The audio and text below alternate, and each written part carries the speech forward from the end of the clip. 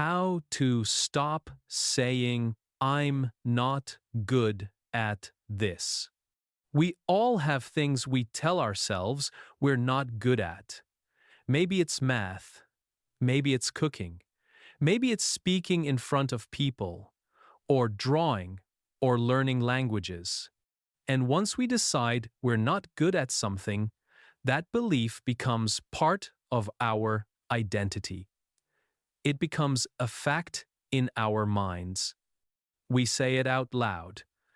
I'm not good at this. And every time we say it, we make it more true. But here's what I want to talk about today. That sentence, those 5 words, might be holding you back more than anything else. And the good news is, you can change it. You can stop saying it. And when you do, something amazing happens. You start to get better. Let me start with a simple question. When was the last time you said, I'm not good at this? Maybe it was yesterday. Maybe it was this morning. Maybe you've said it so many times that you don't even notice anymore. It just slips out naturally. Someone asks you to try something new, and before you even think about it, you say, "Oh, I'm not good at that." It feels honest. It feels like you're just stating a fact. But is it really a fact? Or is it a story you've been telling yourself for so long that you've started to believe it? Here's the thing about that sentence. When you say, I'm not good at this, you're not just describing your current skill level. You're making a prediction about the future. You're saying, I'm not good at this, and I won't be good at this.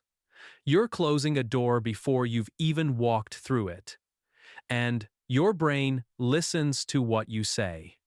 If you tell your brain that you're not good at something, your brain believes you. It stops trying. It stops looking for ways to improve. Because why would it? You've already decided the outcome. Let me tell you about a student I once had. Her name was Maria. Maria was learning English, and she was actually doing quite well. Her grammar was solid. Her vocabulary was growing. But every time we practiced speaking, she would stop herself and say, I'm sorry, I'm not good at speaking. She said it constantly. Before she started a sentence, after she made a small mistake. Even when she said something perfectly correct, she would apologize and say she wasn't good at it. And because she kept saying it, she believed it.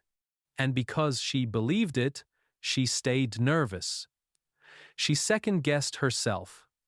She spoke quietly and quickly, as if she wanted to get it over with. Her belief was creating the exact problem she was worried about. One day, I asked her to try something. I asked her to stop using that phrase for 1 week. Just 1 week. Instead of saying, I'm not good at speaking, I asked her to say something else. Anything else. She could say, I'm still learning, or I'm practicing, or even just, let me try. At first, she looked at me like I was asking her to lie, because in her mind, saying, I'm not good at this, was just the truth. But she agreed to try, and something interesting happened. Without that phrase, she had to actually focus on what she was saying instead of apologizing for how she was saying it. She had to be present in the conversation instead of judging herself. And by the end of that week, she noticed something. She wasn't perfect, but she was better. She was calmer. She made fewer mistakes because she wasn't panicking. And most importantly, she enjoyed it more. The story she told herself had changed, and so had her experience. So why do we say, I'm not good at this in the first place? Usually it's because we're comparing ourselves to someone else. We see someone who's already skilled at something, and we look at our own beginner attempts and we feel embarrassed. We think we should already be better than we are. Or, sometimes, we say it to protect ourselves. If we announce that we're not good at something, then people won't expect much from us. And if we fail, well, we already warned them. It's a kind of shield. But that shield is also a prison. It keeps us safe from judgment, but it also keeps us from growing. There's a concept in psychology called a fixed mindset versus a growth mindset. A fixed mindset is when you believe your abilities are set in stone. You're either good at something or you're not, and that's just how it is. A growth mindset is when you believe your abilities can develop through effort and practice. You might not be good at something right now, but you can get better. And research shows that people with a growth mindset learn faster, handle challenges better, and achieve more. Not because they're more talented, but because they believe improvement is possible. So, they keep trying. When you say, I'm not good at this, you're speaking from a fixed mindset. You're treating your current ability as a permanent state. But when you change your language, you change your mindset. Instead of, I'm not good at this, you can say, I'm not good at this yet. That one word, yet, changes everything. It opens up the future. It says, right now, I'm still learning, but I'm on my way. It's a small change in words, but it's a huge change in meaning. Let me give you another example. Think about children. When children are learning to walk, they fall down constantly. They stumble. They wobble. They crash into things. But they don't sit there and say, I'm not good at walking. They just keep trying. They don't judge themselves. They don't compare themselves to adults who can already walk. They're just focused on the next step. And because they keep trying without all that negative self-talk, they learn. Every healthy child eventually learns to walk. Not because they're talented at it, but because they don't tell themselves they can't. But somewhere along the way, as we grow up, we lose that. We start judging ourselves. We start worrying about what other people think. We start avoiding things we're not immediately good at. And we develop these phrases that protect our ego but limit our growth. I'm not good at this. I can't do that. That's not my thing. These phrases feel comfortable because they excuse us from trying, but they also keep us stuck. So, how do you stop saying it? How do you break this habit? The first step is to notice when you say it. Pay attention. Catch yourself in the moment. You might be surprised by how often it comes up. Every time you hear yourself say, I'm not good at this, pause. Recognize what you just did. You don't have to feel bad about it. Just notice it. Awareness is the first step to change. The second step is to replace it with something better. You don't have to pretend you're an expert when you're not. You can be honest about being a beginner, but you can be a beginner without being defeated about it. Instead of, I'm not good at this, try, I'm still learning this. Instead of, I can't do that, try, I can't do that yet, but I'm working on it.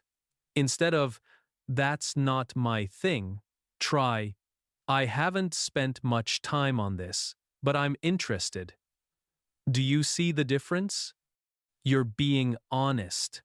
but you're also leaving room for growth. You're not closing the door. The third step is to focus on effort instead of outcome. When you try something and it doesn't go well, don't judge yourself based on the result. Judge yourself based on whether you tried. Did you show up? Did you give it your attention? Did you learn something, even if it was just learning what doesn't work? If yes, then it was a success, not a perfect success, but a real one. Because learning isn't about being good right away, it's about being willing to be bad at something long enough to get better. I remember when I first tried to cook. I was terrible at it. I burned rice. I overcooked vegetables until they were mushy. I once made soup that was so salty it was basically undrinkable. And every time something went wrong, I would think, I'm just not good at cooking. Some people are natural cooks, and I'm not one of them. But then I got tired of eating bad food and spending money on takeout. So I decided to try again. But this time, I changed my approach. Instead of expecting myself to be good, I just focused on following the recipe and noticing what happened. When something went wrong, instead of saying, I'm bad at this, I asked, what can I do differently next time? And slowly, very slowly, I got better. Not because I suddenly became talented, but because I stopped telling myself I couldn't. Another important thing to remember is that being not good at something is a normal part of learning. It's not a problem to fix. It's a stage to go through. Everyone who's ever been good at anything was once not good at it. Every expert was once a beginner. Every fluent English speaker was once someone who could barely say hello. The difference between people who get good at things and people who don't isn't talent. It's persistence. It's the willingness to be uncomfortable for a while. It's the ability to try, fail, learn, and try again without giving up on yourself. And here's something else. Sometimes when we say, I'm not good at this, what we really mean is, I'm not perfect at this. We see someone who's mastered a skill, and we compare our beginner attempts to their polished performance. And of course, we feel inadequate. But that's not a fair comparison. You're comparing your chapter 1 to their chapter 20. They didn't start at chapter 20 either. They started at chapter 1, just like you. The only difference is they kept reading. So, what if you changed your definition of good? What if being good didn't mean being perfect or being the best? What if being good just meant being better than you were yesterday? What if it meant showing up and trying, even when it's hard? What if it meant being kind to yourself while you learn? That's a much more realistic and helpful definition. And it's one that makes progress possible. I want you to think about something you believe you're not good at. Maybe it's something you've been avoiding. Maybe it's something you tried once and gave up on. Now, imagine what might happen if you stopped saying you're not good at it. Imagine if you said, I'm learning, instead. Imagine if you gave yourself permission to be a beginner. Imagine if you tried again, not with the pressure to be great, but just with the curiosity to see what you could discover. What might change? The words we use matter. They shape our thoughts. Our thoughts shape our actions, and our actions shape our lives. If you keep saying, I'm not good at this, you'll keep believing it and you'll keep acting like it's true. But if you change your words, you can change the whole story. You can go from, I'm not good at this, to, I'm learning this, to, I'm getting better at this, to, I can do this. It's a journey. And it starts with being willing to change what you say. So, here's my challenge for you. For the next week, try to catch yourself every time you want to say, I'm not good at this. And when you catch yourself, change it. Say something that leaves room for growth instead. Say, I'm still learning, or I'm practicing, or I'm not there yet. It might feel awkward at first.